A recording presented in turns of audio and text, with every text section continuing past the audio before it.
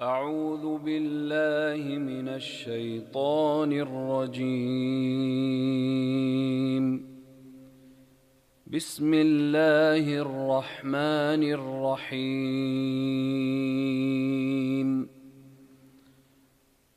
طه ما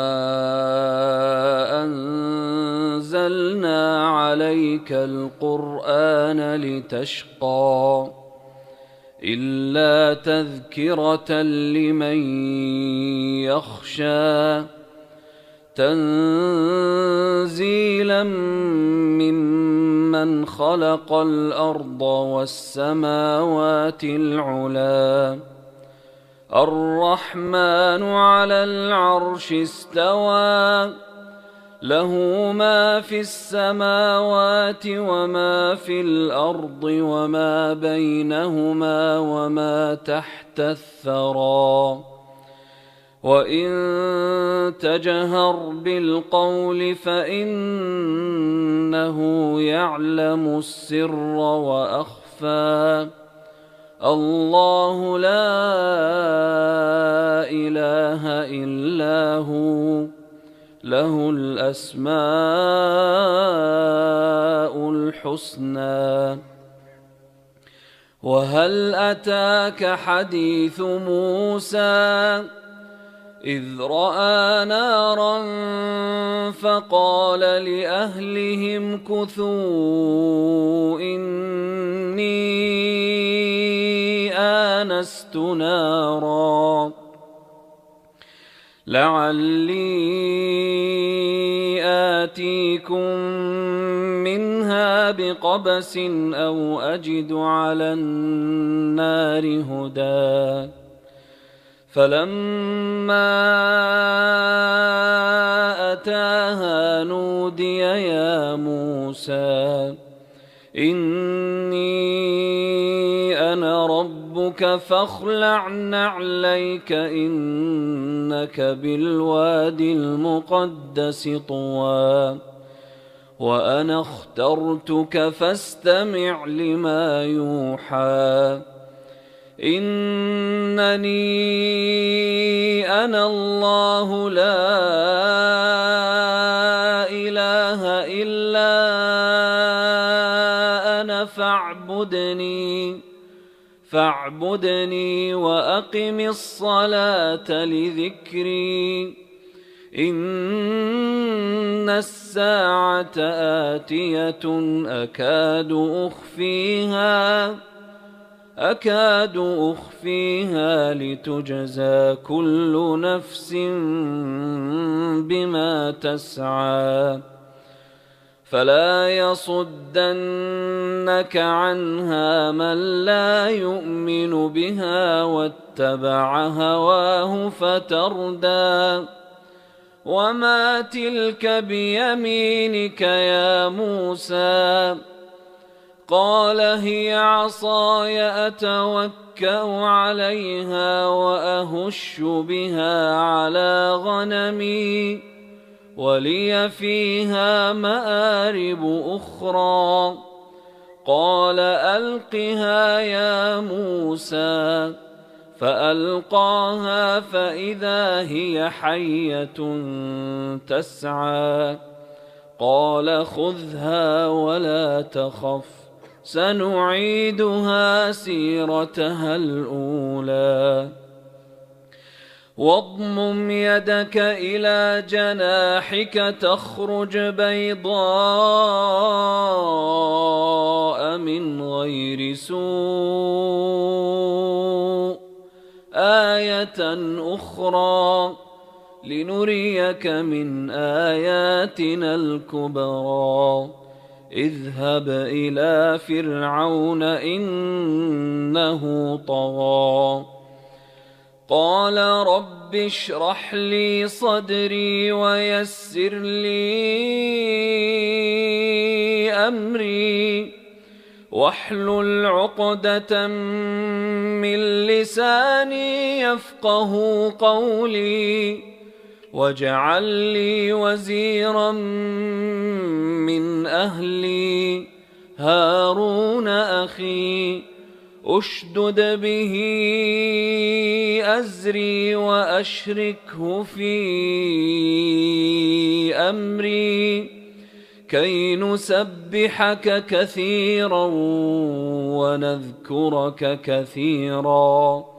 إنك كنت بنا بصيرا. قال قد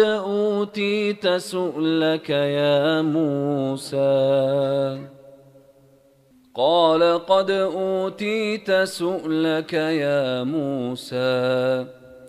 ولقد مننا عليك مرة أخرى إذ أوحينا إلى أمك ما يوحى أن اقذفيه في التابوت فاقذفيه في اليم فليلقه اليم بالساحل يأخذه عدو لي وعدو له وألقيت عليك محبة مني ولتصنع على عيني إذ تمشي أختك فتقول هل أدلكم على من يكفله فرجعناك إلى أمك كي تقر عينها ولا تحزن وقتلت نفسا فنجيناك من الغم وفتناك فتونا فلبثت سنين في أهل مدين ثم جئت على قدري يا موسى واصطنعتك لنفسي اذهب أنت وأخوك بآياتي ولا تنيا في ذكري اذهبا إلى فرعون إنه طغى فقولا له قولا لينا لعله يتذكر أو يخشى قالا ربنا إننا نخاف أن يفرط علينا أو أن يطغى قال لا تخافا إنني معكما أسمع وأرى فأتياه فقولا إنا رسولا ربك فأرسل معنا بني إسرائيل ولا تعذبهم قد جئناك بآية من ربك والسلام على من اتبع الهدى إنا قد أوحي إلينا أن العذاب على من كذب وتولى قال فمن ربكما يا موسى قال ربنا الذي أعطى كل شيء خلقه ثم هدى قال فما بال القرون الأولى قال علمها عند ربي في كتاب لا يضل ربي ولا ينسى الذي جعل لكم الأرض مهدا وسلك لكم فيها سبلا وأنزل من السماء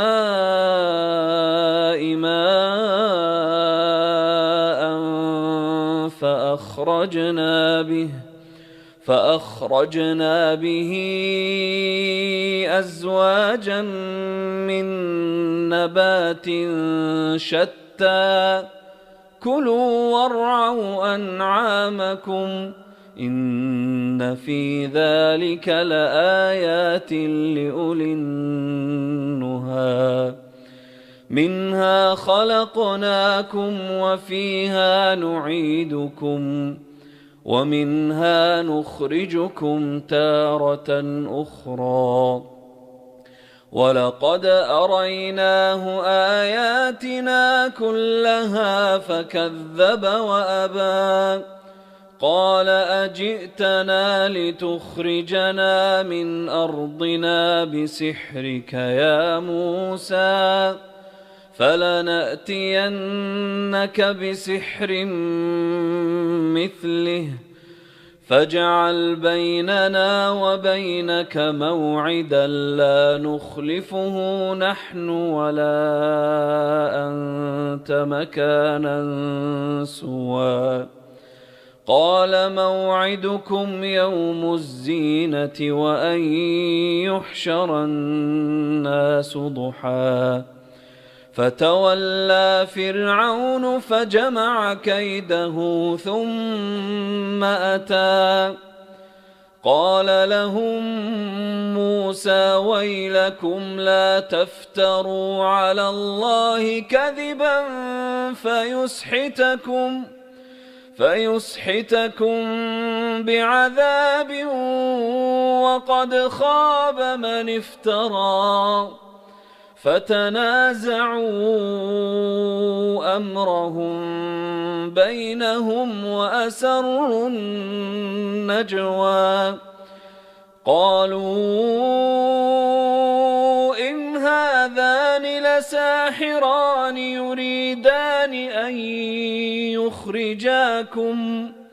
يريدان أن يخرجاكم من أرضكم بسحرهما ويذهبا بطريقتكم المثلى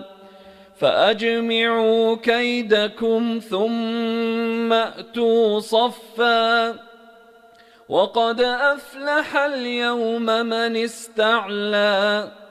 قالوا يا موسى إما أن تلقي وإما أن نكون أول من ألقى قال بل ألقوا فإذا حبالهم وعصيهم يخيل إليه من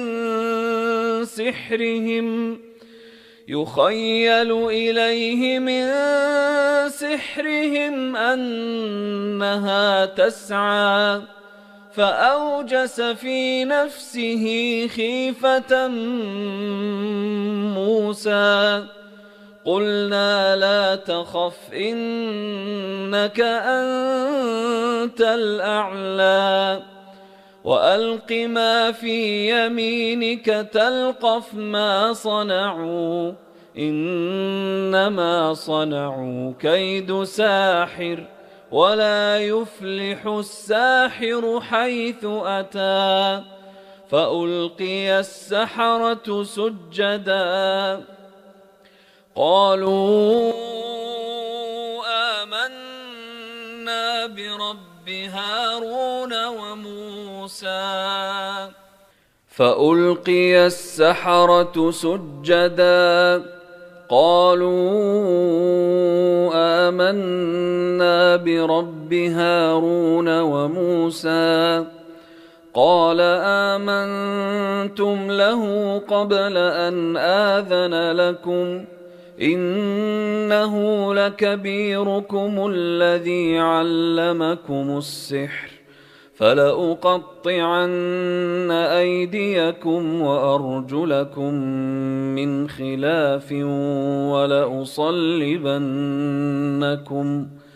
ولأصلبنكم في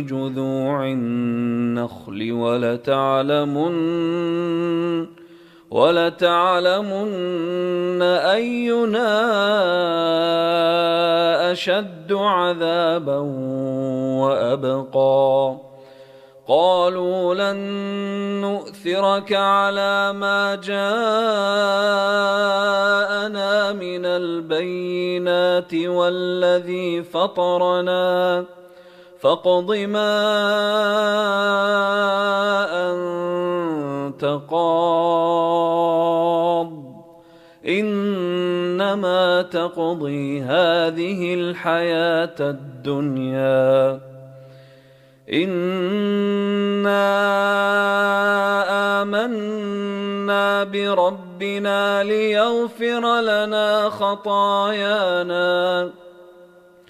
ليغفر لنا خطايانا وما أكرهتنا عليه من السحر والله خير وأبقى إنه من يأت ربه مجرما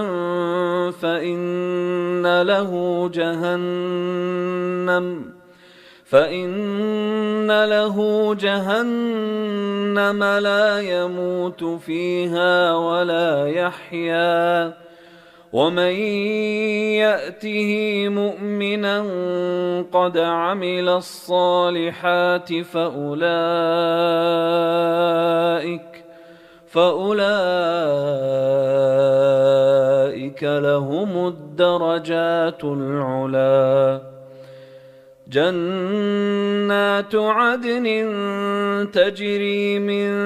تحتها الأنهار خالدين فيها وذلك جزاء من تزكى ولقد أوحينا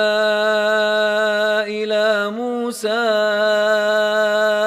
أن أسر بعبادي فاضرب لهم طريقا في البحر يبسا لا تخاف دركا ولا تخشى فأتبعهم فرعون بجنوده فغشيهم من اليم ما غشيهم وأضل فرعون قومه وما هدى يا بني إسرائيل قد أنجيناكم من عدوكم وواعدناكم جانب الطور الأيمن ونزلنا عليكم المن والسلوى كلوا من طيبات ما رزقناكم ولا تطغوا فيه فيحل عليكم غضبي ومن يحلل عليه غضبي فقد هوى وإني لغفار لمن تاب وآمن وعمل صالحا ثم اهتدى وما أعجلك عن قومك يا موسى قال هم أولئك على أثري وعجلت إليك رب لترضى قال فإنا قد فتنا قومك من بعدك وأضلهم السامري فرجع موسى إلى قومه غضبان أسفا قال يا قوم ألم يعدكم ربكم وعدا حسنا أفطال عليكم العهد أم أردتم أن يحل عليكم غضب من ربكم فأخلفتم موعدي قالوا ما أخلفنا موعدك بملكنا ولكننا حملنا أوزارا من زينة القوم فقذفناها فكذلك ألقى السامري فأخرج لهم عجلا جسدا له خوار فقالوا هذا إلهكم وإله موسى فنسي أفلا يرون ألا يرجع إليهم قولا ولا يملك لهم ضرا ولا نفعا ولقد قال لهم هارون من قبل يا قوم إنما فتنتم به وإن ربكم الرحمن فاتبعوني وأطيعوا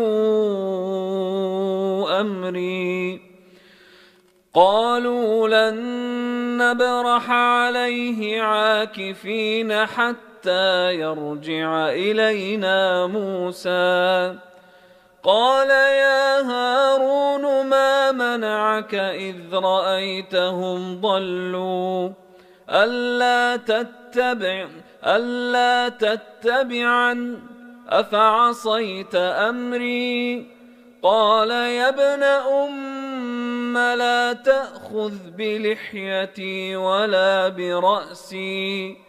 إني خشيت أن تقول فرقت بين بني إسرائيل ولم ترقب قولي قال فما خطبك يا سامري قال بصرت بما لم يبصروا به فقبضت قبضة من أثر الرسول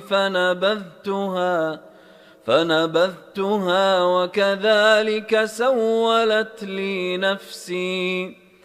قال فاذهب فإن لك في الحياة أن تقول لا مساس وإن لك موعدا لن تخلفه وانظر إلى إلهك الذي ظلت عليه عاكفا لنحرقنه ثم لننسفنه في اليم نسفا إنما إلهكم الله الذي لا إله إلا هو وسع كل شيء علما كذلك نقص عليك من أنباء ما قد سبق وقد آتيناك من لدنا ذكرا من أعرض عنه فإنه يحمل يوم القيامة وزرا خالدين فيه وساء لهم يوم القيامة حملا يوم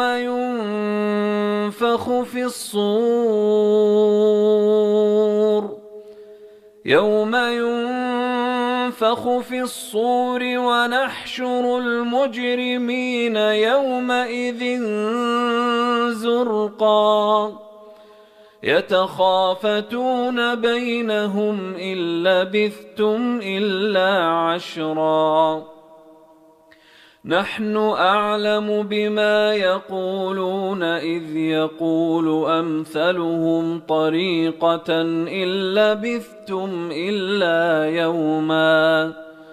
ويسألونك عن الجبال فقل ينسفها ربي نسفا فيذرها قاعا صفصفا لا ترى فيها عوجا ولا أمتا يومئذ يتبعون الداعي لا عوج له وخشعت الأصوات للرحمن فلا تسمع إلا همسا يومئذ لا تنفع الشفاعة إلا من أذن له الرحمن ورضي له قولا يعلم ما بين أيديهم وما خلفهم ولا يحيطون به علما وعنت الوجوه للحي القيوم وقد خاب من حمل ظلما ومن يعمل من الصالحات وهو مؤمن فلا يخاف ظلما ولا هضما وكذلك أنزلناه قرآنا عربيا وصرفنا فيه من الوعيد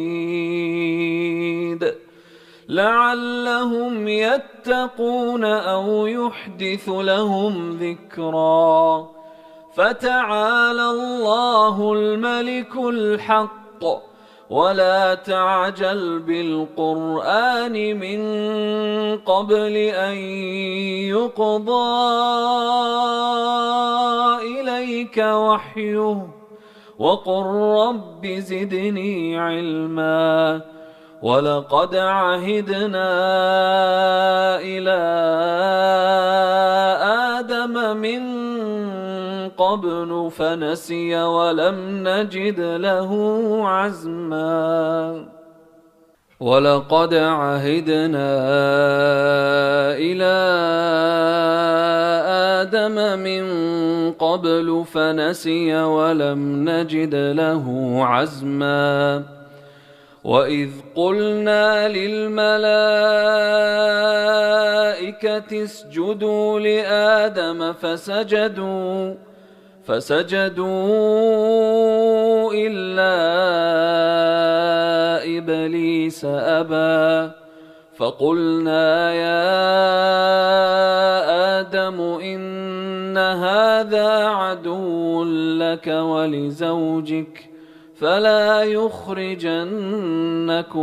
من الجنة فتشقى إن لك ألا تجوع فيها ولا تعرى وأنك لا تظمأ فيها ولا تضحى فوسوس إليه الشيطان قال يا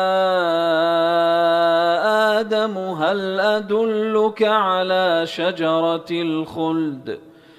قال يا آدم هل أدلك على شجرة الخلد وملك لا يبلى فأكلا منها فبدت لهما سوآتهما وطفقا يخصفان عليهما من ورق الجنة وعصى آدم ربه فغوى ثم اجتباه ربه فتاب عليه وهدى قال اهبطا منها جميعا بعضكم لبعض عدو فإما يأتينكم مني هدى فمن اتبع هداي فلا يضل ولا يشقى ومن أعرض عن ذكري فإن له معيشة ضنكا ونحشره يوم القيامة أعمى قال رب لم حشرتني أعمى وقد كنت بصيرا قال كذلك أتتك آياتنا فنسيتها وكذلك اليوم تنسى وكذلك نجزي من أسرف ولم يؤمن بآيات ربه ولعذاب الآخرة أشد وأبقى أفلم يهد لهم كم أهلكنا قبلهم من القرون يمشون في مساكنهم إن في ذلك لآيات لأولي النهى ولولا كلمة سبقت من ربك لكان لزاما وأجل مسمى فاصبر على ما يقولون وسبح بحمد ربك قبل طلوع الشمس وقبل غروبها ومن آناء الليل فسبح وأطراف النهار لعلك ترضى ولا تمدن عينيك إلى ما متعنا به أزواجا منهم زهرة الحياة الدنيا لنفتنهم فيه ورزق ربك خير وأبقى وأمر أهلك بالصلاة واصطبر عليها لا نسألك رزقا نحن نرزقك والعاقبة للتقوى وقالوا لولا يأتينا بآية من ربه أولم تأتهم بينة ما في الصحف الأولى ولو أنا أهلكناهم بعذاب من قبله لقالوا ربنا لولا أرسلت إلينا رسولا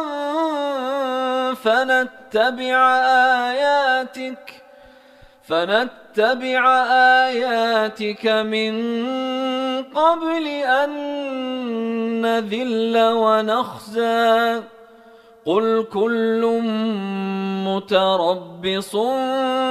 فتربصوا فستعلمون من أصحاب الصراط السوي ومن اهتدى